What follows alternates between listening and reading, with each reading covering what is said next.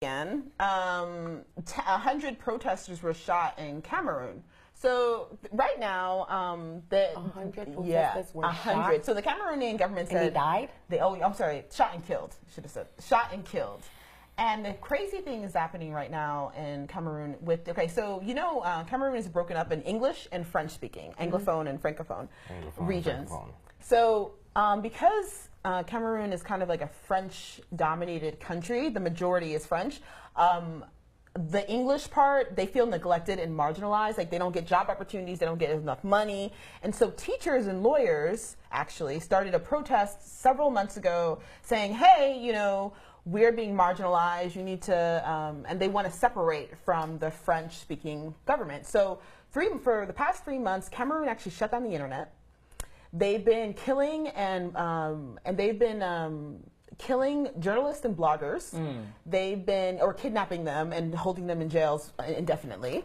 And then how these protesters were shot, they all went to, they're walking to the Capitol, and they just opened fire on them from helicopters. The government killed its own citizens. Like not even rubber bullets. Exactly. And like they killed them. Yeah. So people said initially they thought it was rubber bullets, but then people were going down and they weren't coming up. So they're like, oh my gosh, it's real bullets. You don't know. You're just there's a helicopter. No, but it's like a helicopter flying above you. So every single protester that was there got killed? No, not every single one of them, because they all scattered, but 100 were killed. I heard more people are being killed now. A friend just told me this morning that somebody was killed yesterday in his neighborhood. They're not exactly. The Anglophone and the Francophone issue is a war now. It's like a civil war. Yes. They want to separate. Does the UN know about this? So the UN has spoken about this, saying what's happening. The U.S. government has spoken about it too, because Cameroonian, like American citizens, were involved somehow.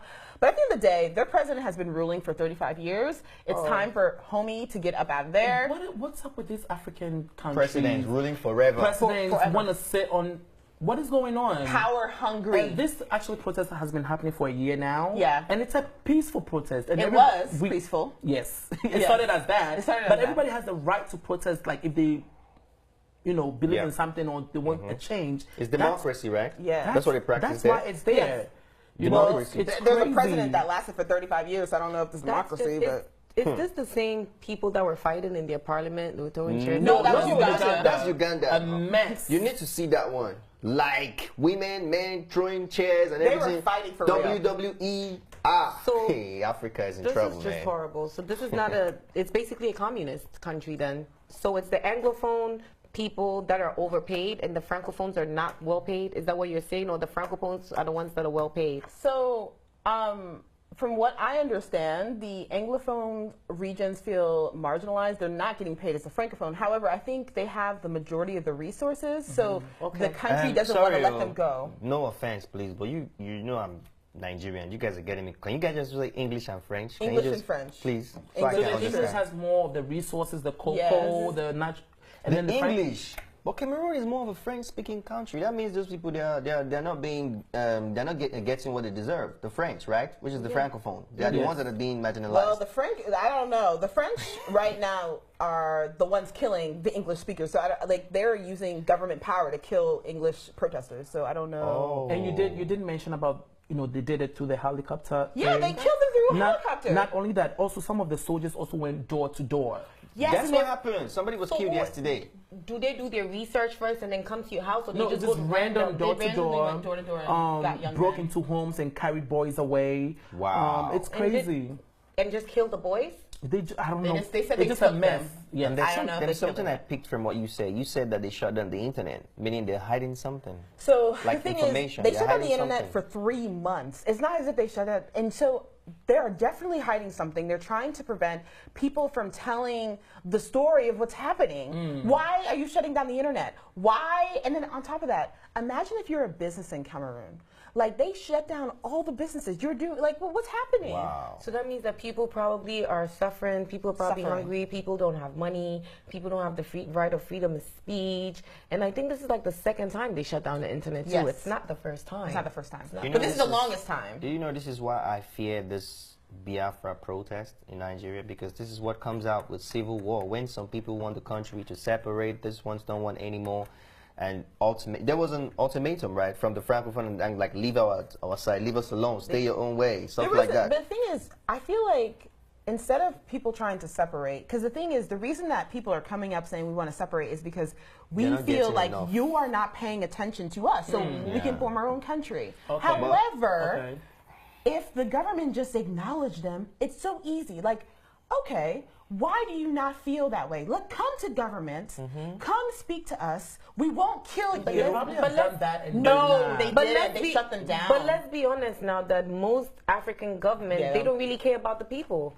They're in there for what's best for them. Like, how can we have, let's say, a country like Ghana, our previous president, a country like Ghana, where like not everyone has food. There's still parts of Ghana that there's no light. I mean, if you live in the major cities, Accra, Takoradi, Kumasi, you're good. But you go someplace, and even in those areas, they do doomsaw where they can turn your light off for 24 hours and all this other stuff. But then the president's sister is flying on a private jet to go and see a dentist. That's costing $40,000. I mean, it is. You're right. It is everywhere. It is. But it doesn't make it right. It doesn't. It doesn't make it right. I think the major problem in Africa is knowledge of your rights, because they don't pay attention to the constitutions. These countries have constitutions.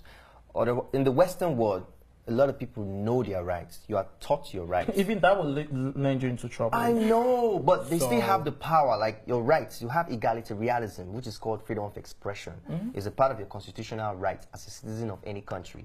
So Africans, most times, we are programmed to believe that we should fear the government. We do not have rights.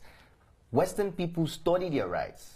That's why they use them. But even if they try to use their rights, they freaking have a helicopter shooting down people. What the hell are they gonna do? It just all go. This is when the UN needs to step in. Yeah, you know, the UN needs they to went step and they in, killed someone like Gaddafi, who was running a great country, where Gaddafi was giving people, if you went to school, he was giving you loans to start businesses, giving people loans to come to America. Education was free, healthcare was free. They went and killed Gaddafi, and then you have someone like this guy who's been a president for 35 years, shooting and killing people, stopping the internet. Where's the UN? That's what I want to know. That's what the UN is for. I really hope that the UN is, or at least the African Union, because sometimes somebody needs to step in. They should step in because right first. now, like I don't know. Have you noticed that like UN, all these people, they just talk a lot of talk and they're not doing anything.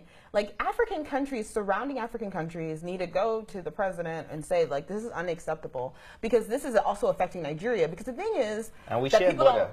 we share a border, and Bakassi Peninsula, and that's the English-speaking side. Yeah. So people are coming through and telling Nigerians like this is what's happening. That's why the we're only getting way, news. because the internet was shut. Otherwise, people wouldn't know.